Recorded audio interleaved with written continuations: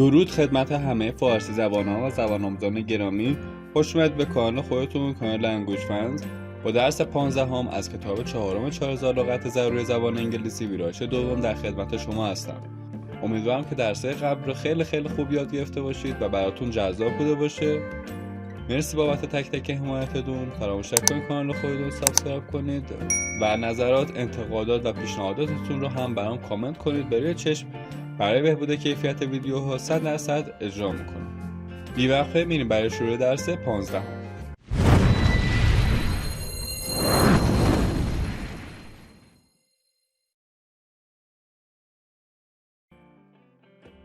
Aggregate.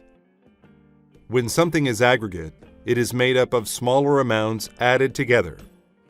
صفت هست به معنی مجموع، کلی، کل. The company totaled its aggregate sales for the entire year. شرکت مجموع فروش‌هایش در کل سال را جمع زد. Antibiotic. An antibiotic is a medical drug used to kill bacteria and treat infections. اسم هست به معنی آنتیبیوتیک. The doctor gave me a shot of an antibiotic when I got the flu. هنگامی که آنفولانزا گرفتم، پزشک یک آمپول آنتیبیوتیک برای من تجویز کرد.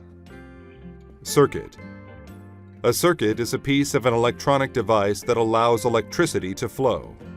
اسم هست به معنی مدار برق. Be very careful not to shock yourself when fixing an electrical circuit. خیلی مراقب باش وقتی یک مدار الکتریکی را تعمیر می‌کنی برق تو را نگیرد. Complement. To complement something or someone is to make them better. فعل هست به معنی کامل کردن، تکمیل کردن. The wool scarf complemented her lovely eyes. آن شال پشمی چشمان زیبای تو را کامل کرد. Compress. To compress something means to press or squeeze it so that it takes up less space. فعل هست به معنی به هم فشردن، فشرده و متراکم کردن. I compressed my clothes to fit into a single suitcase. من لباسهایم را روی هم فشردم تا داخل یک چمدان جا بگیرد.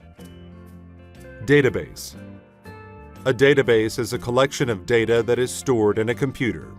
اسم هست به معنی پایگاه داده. The company has a database of all the names and accounts of their customers.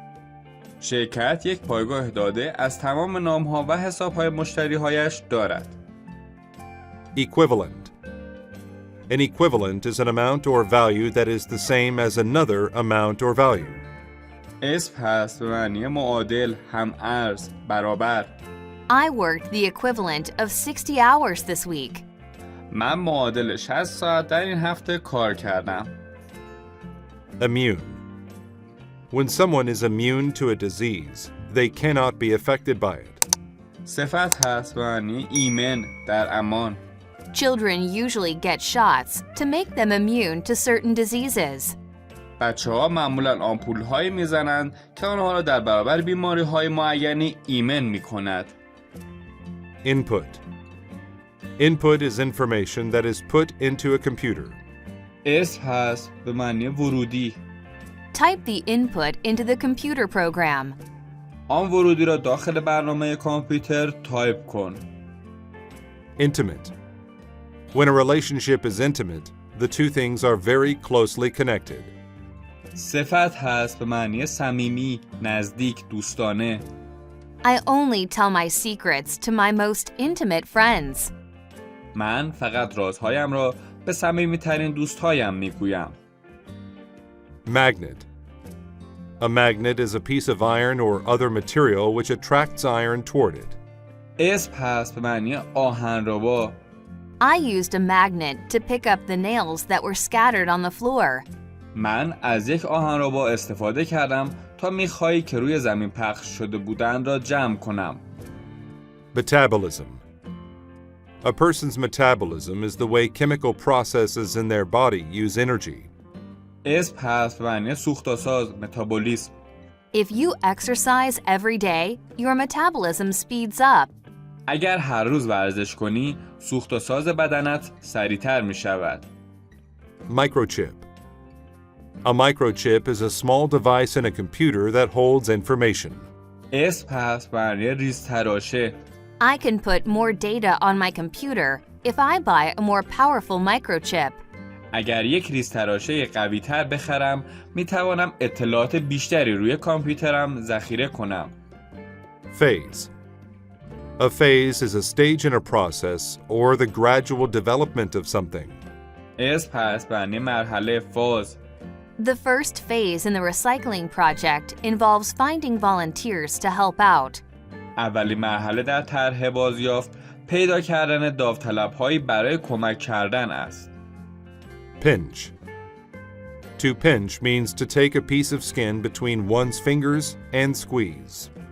فعل هست معنی نیشگون گرفتن. I pinched my nose so I couldn't smell the odor from the garbage. من دماغم را نیشگون گرفتم تا بوی زباله را استنشاق نکنم. Prevalent. When something is prevalent, it is common. صفت هست معنی غالب، رایج، متداول. Growing a beard is more prevalent in some countries than in others. رشد ریش‌ها در برخی کشورها رایج‌تر از یا متداول‌تر از کشورهای دیگر است. Quantum. When something is quantum, it relates to the behavior of atomic particles. صفت هست معنی کوانتوم. The physics student studied quantum mechanics. دانشجویان فیزیک درس کوانتوم مکانیک را مطالعه می‌کردند. Ratio. A ratio is a relationship between two things expressed in numbers or amounts. اس پس معنی نسبت. The boy-to-girl ratio is 1 to 3. نسبت پسر به دختر 1:3 است. Spiral. A spiral is a shape which winds round and round as if around a cylinder. اس پس معنی مارپیچ، حرکت مارپیچی، خط مارپیچ. A strand of DNA looks like 2 interlocking spirals. رشته DNA شبیه دو خط مارپیچ به هم پیچیده شده است. Viral. When something is viral, it is a disease or infection that is caused by a virus. صفت هست به معنی ویروسی، ناشی از ویروس. The girl was in bed for a week when she had a viral infection. آن دختر هنگامی که مبتلا به عفونت ویروسی شد 2 هفته در تخت خواب ماند.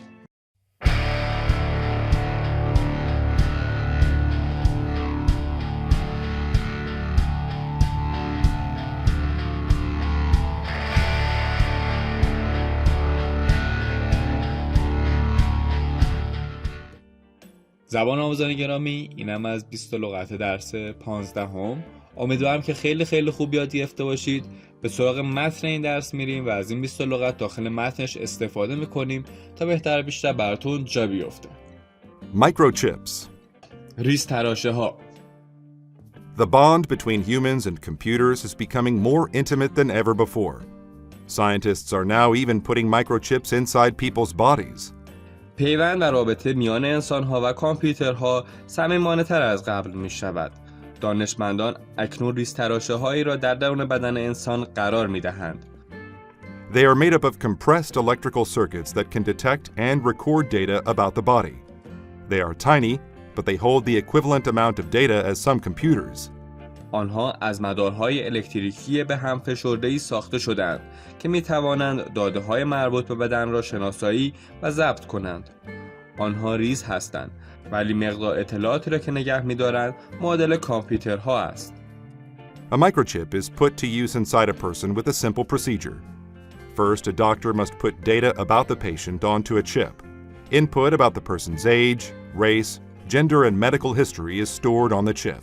ریز تراشه با فرایندی ساده در درون بدن انسان قرار داده می شود. ابتدا دکتر باید اطلاعات مربوط به مریض را داخل تراشه بریزد. داده های ورودی در مورد سن، نژاد، جنس و تاریخچه پزشکی فرد است که روی ریز تراشه ذخیره می شود. The second phase of the process involves putting it in the person's skin. مرحله دوم این فرایند شامل قرار دادن ریز تراشه در داخل پوست بیمار است.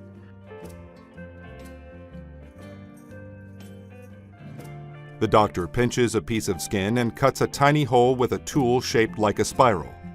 The chip is inserted and the skin is allowed to heal. Lastly, it begins sending data to the database. دکتر قسمتی از پوست را نشکون می‌گیرد و به وسیله‌ای که به شکل مارپیچ است، سوراخ کوچکی در پوست ایجاد می‌کند. تراشه در داخل آن گذاشته می‌شود و به پوست امکان ترمیم پیدا کردن داده می‌شود. سرانجام کار قرار دادن داده‌ها در داخل این پایگاه داده‌ها آغاز می‌شود. Microchips scan the patient's body to record what is happening on the quantum level. They can find problems with the person's metabolism and organs. They can also detect viral infections.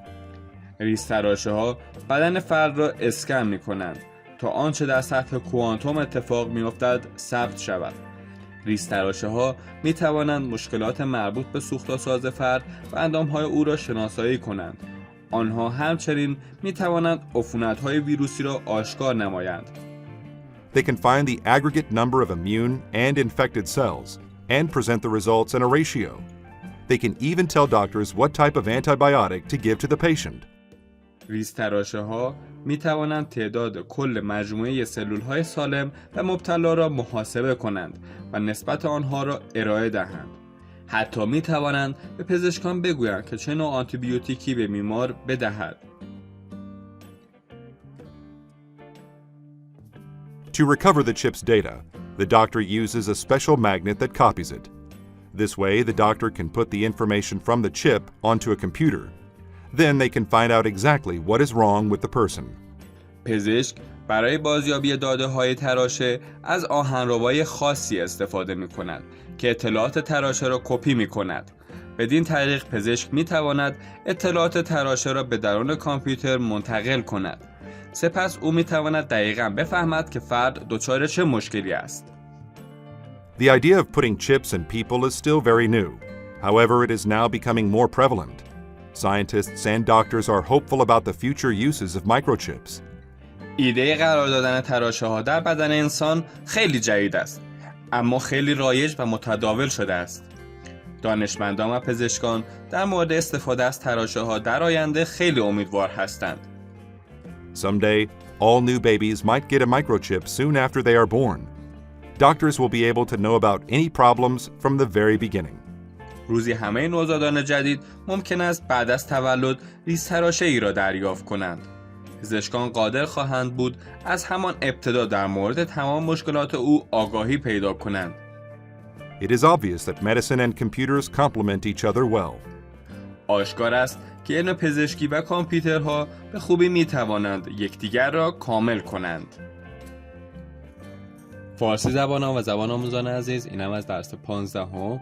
امیدوارم که لغاتش و متنش براتون جذاب بوده باشه. مرسی بابت تک تک حمایتتون. فراموش نکنید کانال خودتون رو سابسکرایب کنید. نظرات، انتقادات و پیشنهاداتتون رو هم برام کامنت کنید. به روی چشم برای بهبود کیفیت ویدیوها 100% اجرا میکنم. با آرزوی موفقیت برای شما تا درس بعدی و درس 16 از این کتاب، شما رو به خدا میسپارم. خدا نگهدارتون.